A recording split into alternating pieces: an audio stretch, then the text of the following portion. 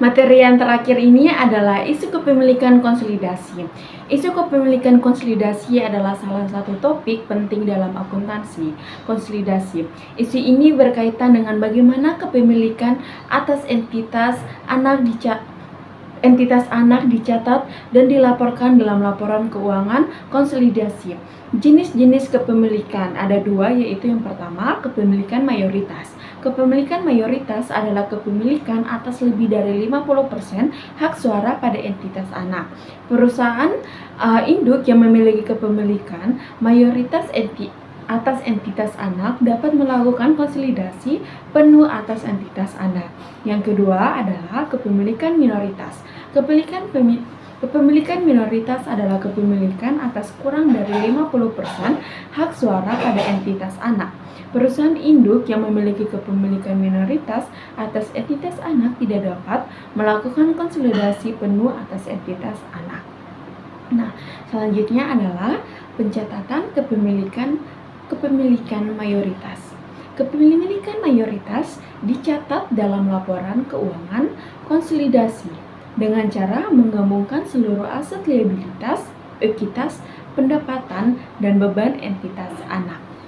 Goodwill, selisih antara harga pembelian dan nilai wajar aset dan liabilitas entitas anak yang diakuisisi dicatat sebagai aset di neraca konsolidasi dan diamortisasi selama masa manfaatnya. Pencatatan kepemilikan minoritas. Kepemilikan minoritas dicatat dalam laporan keuangan konsolidasi dengan cara mencatat investasi pada entitas anak pada nilai wajarnya pada tanggal ekuisisi dan kemudian menyesuaikan untuk perubahan ekuitas entitas anak yang tidak dicatat dalam laba konsolidasi. Keuntungan atau kerugian dari investasi pada entitas anak dicatat dalam laba konsolidasi secara profesional dengan kepemilikan minoritas. Isu-isu terkait kepemilikan konsolidasi. Yang pertama adalah penentuan presentasi kepemilikan. Penting untuk menentukan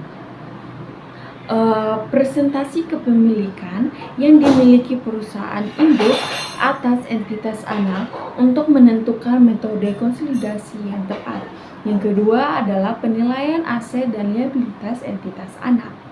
Aset dan liabilitas entitas anak harus dinilai pada nilai wajarnya pada tanggal akuisisi atau tanggal konsolidasi. Yang ketiga adalah pengakuan dan pengukuran goodwill. Goodwill harus diakui dan diukur sesuai dengan standar akuntansi. Pernyataan keuangan PSAK 68, akuisisi dan penggabungannya. Yang keempat adalah pencatatan dan pelaporan investasi pada entitas anak. Investasi pada entitas anak harus dicatat dan dilaporkan dalam laporan keuangan konsolidasi sesuai dengan PSAK pasal 48 konsolidasi. Pengungkapan informasi tentang entitas anak. Perusahaan induk harus mengungkapkan informasi yang relevan tentang entitas anak dalam laporan keuangan konsolidasinya. Kesimpulan yang saya ambil dari materi kali ini adalah isu kepemilikan konsolidasi adalah topik yang kompleks dan penting dalam akuntansi konsolidasi.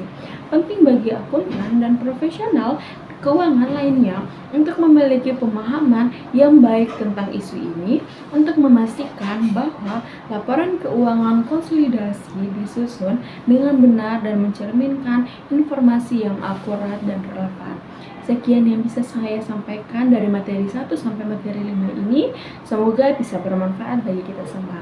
Sekian dari saya. Terima kasih.